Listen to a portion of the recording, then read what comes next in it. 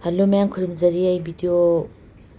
haidi long video thongbagi uttaba kuire ngasidi utjarage adusu Velendri. Ma'am Velendri thongba chaba yaubra yaudabra haibiro adu mi amade ngauba iromba ade nganba da sanaidana ko haidi thongba se mangonda ama kogi namnam lawbam thokpaduna kitang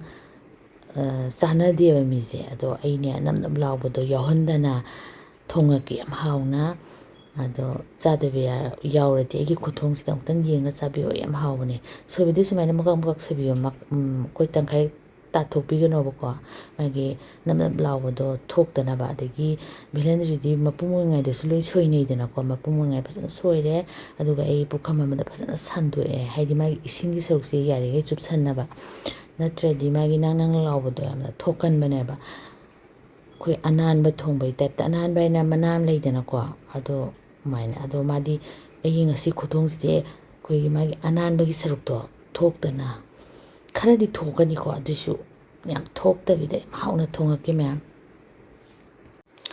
ai hawaja sadab su kuire na ai hawaja su yam kana loli kayuma phajana oirade utjarake video di nami ado kaidri ba ko ai se angangi exam su loire na ise video mathang hamna ba yam kana honajari ado phajana oirade utjarake ko ma'am sini omdi omgre ado ai huji ma'am ai huji yam hauna aina thongi haijaba Velendri ro thongba haujarage Velendri matam se loi silabani ma'am ahambada ai alu ama lawre ado makak smai soire thau kra hape ado mase munna ba kogi ngobana taba kitang kay haitare minute animu mai leitharaga masu ngobire kay masigi maram se haijirake kay ginoida horen hinjang do alu kogi Velendri ga alu se hapaga thomina doine bako adada magi kogi ui laurga yam hawbane ba adamana si kitang tawthokpire tawthokpai mong sidane mayaido kitang ising changbai type tawrakanda matai gi do kitang supsala kanda yare se denga sagi Velendri do aina kanghala thambado siju ngahak tawthokpire tawthokpasine mayam kamai khangadage da kam kan yagadage da mase kitang masase uishalakpane ba adu matamda lawthokpigadaba masi tawthoisinane horen hinjang thumuk kanda mangondagi thokpa namdab lawba haitare na ko koi ananbagi sarukto yam phanbane ba aduga magi mawngsina kitang masase supchalakane ba dum yare munnaba natte ko magi ananbagi sarukto lawthokpane ba to aisi yare eto me minute mangamuk changbane ai hinjang sina yamdamnina almai change ado mayamgidi yambagi matungina kitangdi khenagani ado hinjang yamaga mi yamagadi kitang yam thongbiro aigidi mi yamdabagi sumaina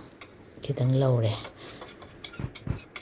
aduga lawthoe ma'am aduga si khangsida adum thongba horage kamai thongdoino to pura munba nate ko ma'am kitang aina habdo kitang khuijilakpane haba kitang masal chapsalakpane aduga thaw mo haire hinjang thongnabagi damakta ahamada jira gi maru se khara thadare jira mapum sina hana thadaba sa manam nungsibane ado kadana badi mai dilai thatare ado hing kariba mithi do kitang thadare hing nate ko mithi maru do aduga hingju kitang thadare hing powder do aduga kogi tilhau kitang ani soijalaga thadare sidane ko tilhau ne hena chane koi nakupi chanade degi napakpi chanade ma'am na horen thaknaba masala singdunan ba kamai thakadage da sisina machuni sina padigo maru morok maru adegi sabji masala dune ba si ma'am se hana tenggoram da lawthokpirani aduga kogi beson sama hapani aduga phajana kogi ising lumbu sabadane thitlagane phajana thambirani si horen daka tarapka kanda hapnabagi sidi yam chanabane sigi Velendri thongbagi recipe sidane ko koi masala se sumai thitlaga thakpase yam hawe henbane simasu ai haijage ma'am aina thongjaba mongduni ko haise aduga loina hojiki aina alu ngobudu loina kano tawre haitare thaw to kapthoe ngaktai thoe adu kuram toe ma'am aduga aina hoji ngoido tilhau ko tane bako tilhau si marakta chanam ga singa kitang kabak suraga hapchale tilhau sina kitang kuini changbagi bahana ngauba haitare dum yam kana ngaudum nate ko sigi ma phone sina horen hinjangi mahi gravy oina ohendoineba momo launa adai mathangda aina khamen asinba ama hapchale yamna tabida kidang hena hapasu yai ko adagi morok atekpa khara hapchale ai morok atekpa ingonde hekchadini yam phawani si morok se aduga sanga asabido aduiduni aduga khamen asinba sisu mon tharak pa baw nga ngobirani aduga mahi thuna tholakna baidamukta ai thum hapchale horen aigi wakhanda sumaina oige mahi gi sangdo edo khalla kanda ina hapchale aduga hujike ina semgiba machu adagi fadigom powder kari kara morok powder hapkibudo adugido hapchale aduga masala mayam siga aina hapkiba khamen asinba tilok chana mayam siga munnaba ngahak maise leitharagane haidi thongbirani thausi munnaba fazana moi masala mayam siga thausiga sing kitang hapchale kainoda kitang nangeba dung hak thongbirani thonga kui thong mari adum mathakta ka khalakne adum khangbane mulle haise sibu mullaba adum hawa dawne aise mulle to mathakta kakle mayam aduga ina ahanbada ina ngasai hal alu kabak kabak tawgibada adum hapchale dung hak watpire aduga ina ngasai kabak kabak ngawgiba kainoda velendri do adum hapchale velendri uisaladra aduna uisalamnina mangondagi nang lawa nappa thokpado thoroeba sidane ba hawrisi mayam aduga simaina adum mahi kitang hapaga nang lawna si chang sida tawradi ba ko koyi tanguma tanggangumba ga yam hawbane saba ado fadigomdi kya phajadre adusu hana kitang hapchale ai fadigom khara sumaina ngobu hana hapchale kainoda koyi manam nusibe heleba ado hanakti mugi asamgi isai sakpa ma sibado adugi yam kuina bazar nungja thingubagi fadigom ga samta fresh leitaba haitare adugi ising asaba thambadona phajana gi gravy oina wi sang hapchale ngak sawhalle aduga leitharani aduga ngak phajana munnaba aina pamba changda munnaba ai thongani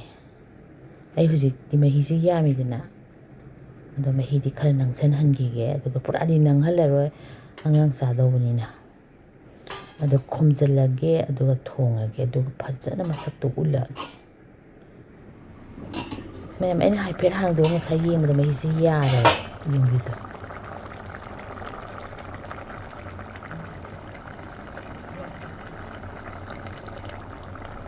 fajaradra mayam fajarane do haidi velendri jesu to hendre adagi magi nang lawbadusu thoktre adagi alu sisu mullaba alu ni dana ko fajana ina mapum oina dum thame nai khaidreba aduga loirapasida ina garam masala da adu kitang hape se hawre mayam sadre dum tang sabiyo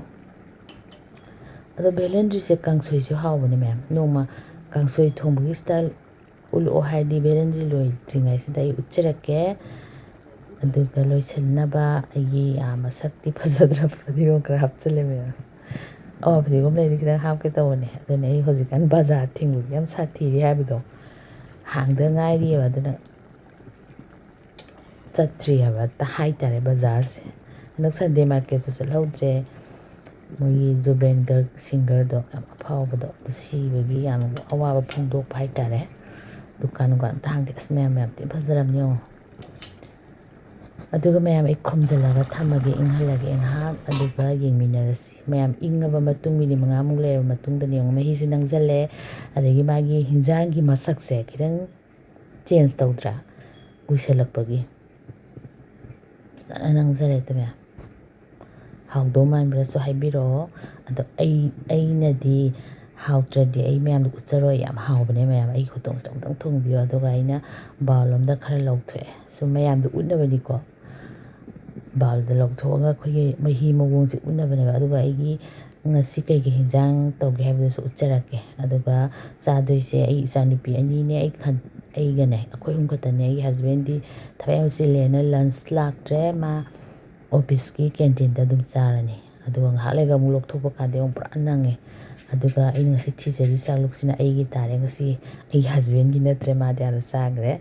mayam phajaraba asjome kitanga aidi kino yam paame masi tanga sabe hawe adu chakasam hawe angangani si am paame se ꯑꯩꯒꯤ ꯉꯁꯤ ꯌꯥꯝꯅ ꯆꯝꯅ ꯇꯧꯔꯦ ꯑꯩꯈꯣꯏ ꯑꯍꯨꯝꯗꯅꯤꯅ ꯆꯥꯕꯁꯨ ꯉꯝꯃꯣꯏꯗꯕ ꯁꯤꯃ ꯇꯧꯔꯦ ꯑꯗꯨꯒ ꯆꯥꯛꯁꯤꯁꯨ ꯑꯗꯨꯝ ꯉꯥꯟꯁꯜꯂꯦ ꯆꯥꯛ ꯃꯊꯛꯇ ꯑꯗꯨꯝ ꯉꯥꯟꯁꯜꯂꯦ ꯀꯨꯀꯔꯗ ꯀꯥꯝꯃꯦꯕ ꯔꯥꯏꯁ ꯀꯨꯀꯔꯗꯒ ꯊꯣꯡꯗ꯭ꯔꯦꯕ ꯑꯗꯨꯒ ꯊꯣꯏꯗꯤꯡ ꯑꯃ ꯁꯨꯖꯔꯦ ꯑꯗꯨꯒ ꯇꯤꯜꯍꯧ ꯈꯔ ꯊꯝꯃꯦ ꯃꯣꯔꯣꯛ ꯑꯇꯦꯛꯄ ꯈꯔ ꯍꯤꯡꯒꯣꯜꯗ ꯍꯦꯜꯂꯛꯄꯁꯤꯁꯨ ꯊꯝꯃꯦ ꯆꯥꯕ ꯉꯝꯕ ꯉꯝꯗꯕ ꯑꯩꯒꯤ ꯆꯥꯛꯂꯨꯛꯁꯦ ꯐꯖꯅꯕ ꯍꯥꯏꯅ ꯑꯩꯗꯤ ꯃꯣꯔꯣꯛꯀꯨꯝꯕ ꯆꯤꯛꯄ ꯈꯣꯠꯄꯒꯁꯦ ꯑꯗꯥꯝ ꯄꯥꯝꯗꯦꯕ ꯑꯗꯨꯁꯨ ꯐꯖꯅꯕꯅꯦ ꯑꯩꯅ ꯇꯧꯔꯤꯁꯦ ꯃꯌꯥꯝ ꯑꯗꯣ ꯑꯩꯒꯤ ꯚꯦꯂꯦꯟꯗ꯭ꯔꯤ ꯊꯣꯡꯕꯒꯤ ꯃꯑꯣꯡꯁꯦ ꯐꯖꯕ꯭ꯔꯥ ꯍꯥꯎꯗꯧ ꯃꯥꯟꯕ꯭ꯔꯥ ꯍꯥꯏꯕꯤꯔꯛꯑꯣ ꯂꯣꯏꯁꯤꯜꯂꯒꯦꯀꯣ ꯃꯌꯥꯝ ꯑꯃꯨꯛ ꯊꯦꯡꯅꯔꯁꯤ